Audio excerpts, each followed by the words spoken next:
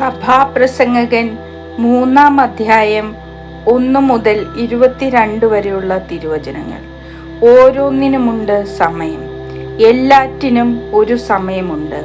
ആകാശത്തിൻ കീഴിലുള്ള സമസ്ത കാര്യത്തിനും ഒരവസരമുണ്ട്.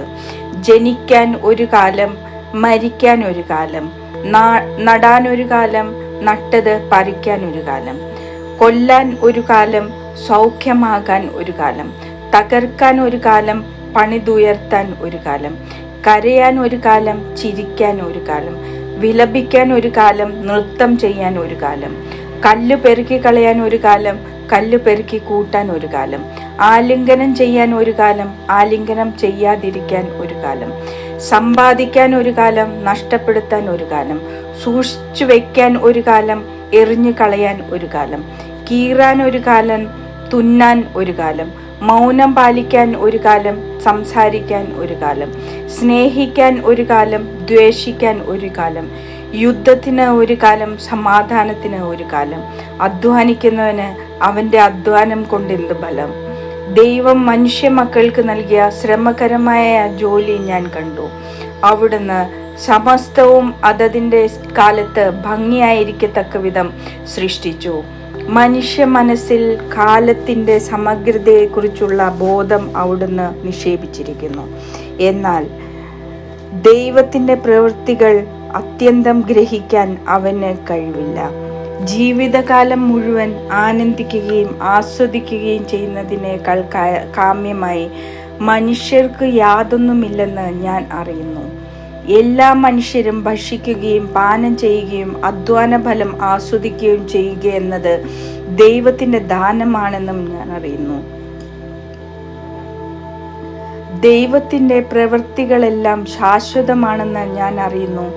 അതിനോട് എന്തെങ്കിലും കൂട്ടാനോ അതിൽ നിന്ന് എന്തെങ്കിലും കുറയ്ക്കാനോ സാധ്യമല്ല.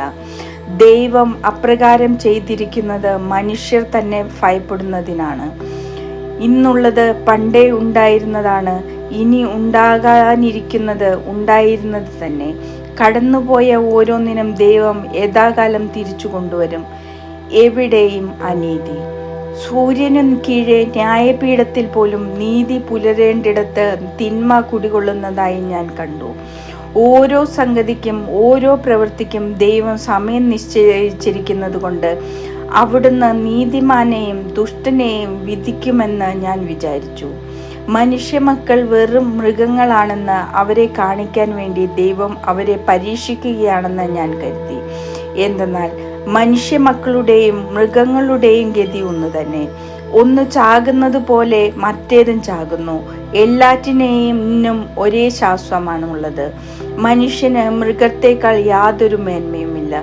എല്ലാം മിഥ്യയാണ്. എല്ലാം ഒരിടത്തേക്ക് പോകുന്നു.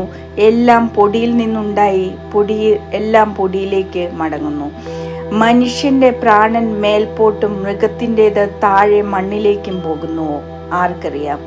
അതുകൊണ്ട് മനുഷ്യൻ തൻ്റെ പ്രവൃത്തി ആസ്വദിക്കുന്നതിനേക്കാൾ മെച്ചമായി ഒന്നുമില്ലെന്നും അത് തന്നെയാണ് അവൻ്റെ ഗതിയെന്നും ഞാൻ മനസ്സിലാക്കി. തനിക്ക് ശേഷം സംഭവിക്കുന്നത് കാണാൻ അവനെ ആര് വീണ്ടും കൊണ്ടുവരും?